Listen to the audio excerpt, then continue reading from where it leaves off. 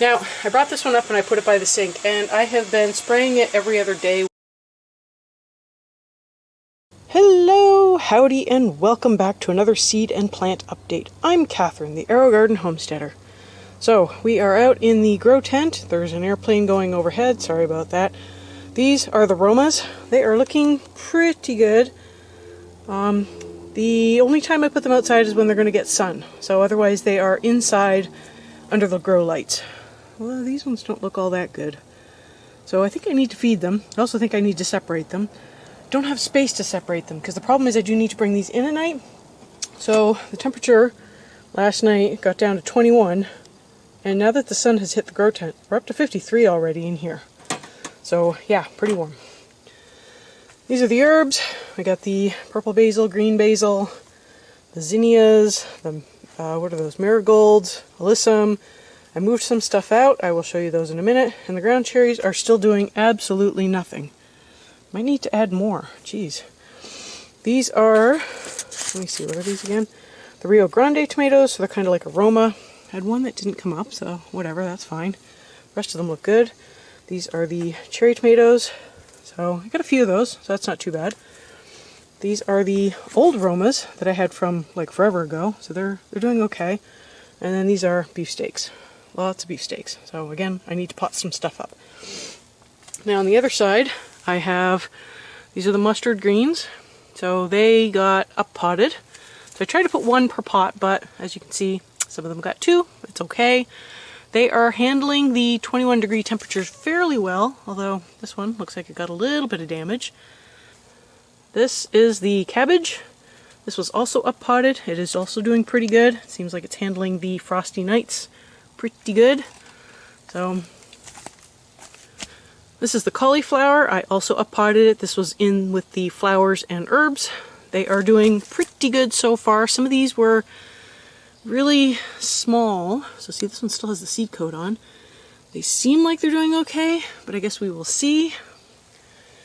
The onions and leeks and celery, they're doing pretty good. And finally, we have, this is the broccoli, which I had up potted before. That took a pretty significant frost event while it was still pretty young. Some of them made it, some of them didn't. I had some in another container, but some of them didn't make it, and so I ended up combining them all into this one, and so I just have the one flat now, which is probably pretty good because now I have space to do some other stuff, but I'm completely maxed out. So, and I got one more thing to show you, and I will go find that now. I did start more seeds inside. I will show you those in a minute. If you do have any suggestions for plants you'd like to see grown in an AeroGarden, I do have a farm now, so I can grow bigger things. I was planning on doing some lettuce, although I'm not sure how that will do. It does get warm in our house over the summer. But yeah, let me know if you've got any suggestions for things you would really like to see grown over the summer indoors that I'm not currently growing as seedlings for outdoors right now.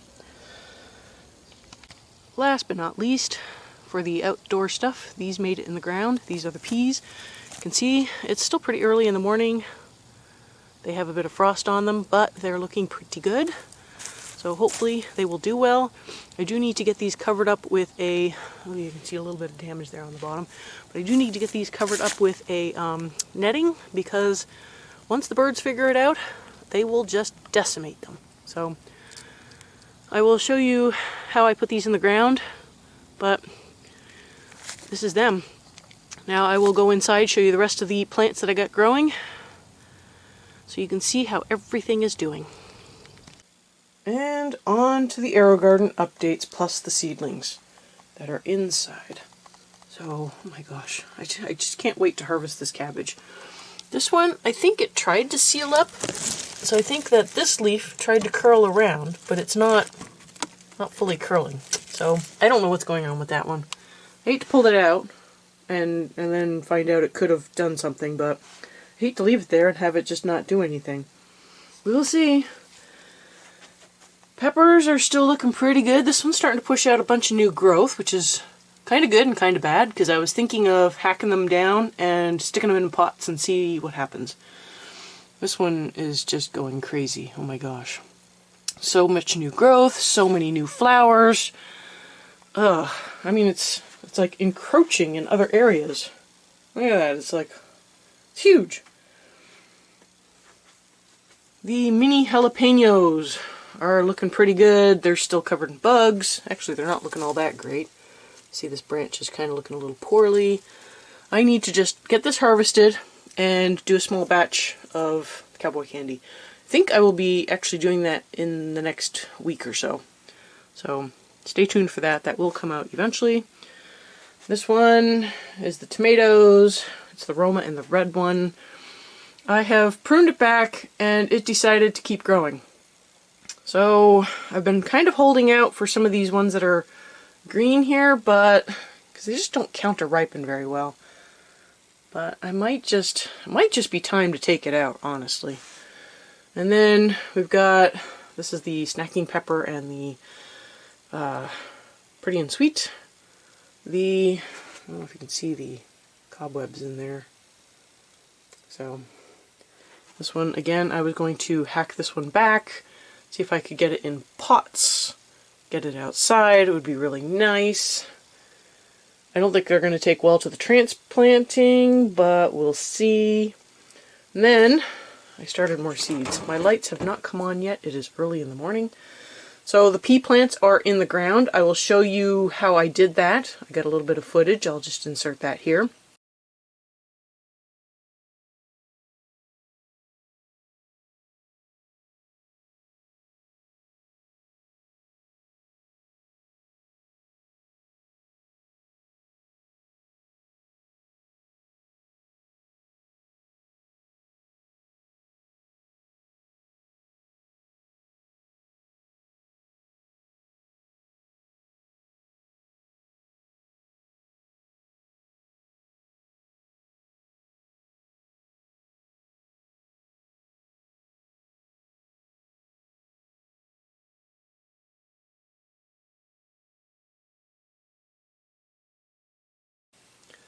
And then this is the second wave of pea shoots that are going to be going in the ground soon. So I actually did 2 trays because I took 2 sections to plant all those 18 plants. So I did 2 more, so that'll give me 4 more sections and it should fill it out for the trellising. And then I'll have a little bit of room to put in the asparagus, kind of on the end of that. And then these are not looking that great. I did give them a little bit of food, but there's a lot of yellowing on their first leaves. Those I cannot pronounce that word. Oh my gosh. Cotyledon leaves? Cotyledon? Okay, but anyways, I do think that they do need to be up-potted, but I can't do that until these sprout and get in the ground. So, kind of just a big waiting game. And then, yes, it's very dark up here. The lights have definitely not come on. This is, so I have 2 rows of lemon balm, 2 rows of catnip, and 2 rows of chamomile, whatever. And then I started some amaranth, 2 rows again, 2 rows of California poppy, and some delphinium. I also started some nasturtium, coneflowers, and calendula. And then last but not least, let me see if I can move this over, started some sunflowers. This is all sunflowers, but I've got a mammoth, a teddy bear, and an autumn. So, lots of seeds going on. Nothing has germinated yet. I don't really expect it to. It's only been a little less than a week. So, I do expect the peas to come up soon. Those ones were actually pretty fast sprouters, but this is what's inside. These will stay inside until they sprout, and then I can start moving them out. Same thing with the peas. The peas will stay inside because it's warmer in here. They will have a better opportunity to sprout in here, and then I can start moving them out to get them acclimated before putting them in the ground. Everything else has been going outside during the day because sunlight. Better for the plants. Real sunlight. So I put them out in the morning when the sun hits the grow tent, and then I bring them back in the evening when the sun leaves the grow tent because it gets cool fast. But that was at the beginning of the video, so you've already seen that. I hope you found this video useful. I know I didn't bring you along for starting all these seeds, but starting seeds is, I mean, it's all the same. So And finally, I wanted to give an update on this is the baby bell, or the mini bell pepper, I guess. I don't remember which one it is exactly. And this is the cherry tomato, which still has a few tomatoes on it. It's actually got a ton of flowers. Both of them have a good number of flowers. This one's gotten really dense. I don't know if you can tell, it's got like a lot of dense leaf growth in it. Plus it's forming new little cherry tomatoes all over. This one's got new peppers on it. This flower has been pollinated for a new pepper. I'm going through and tapping on them to try to get them pollinated. Another one in there.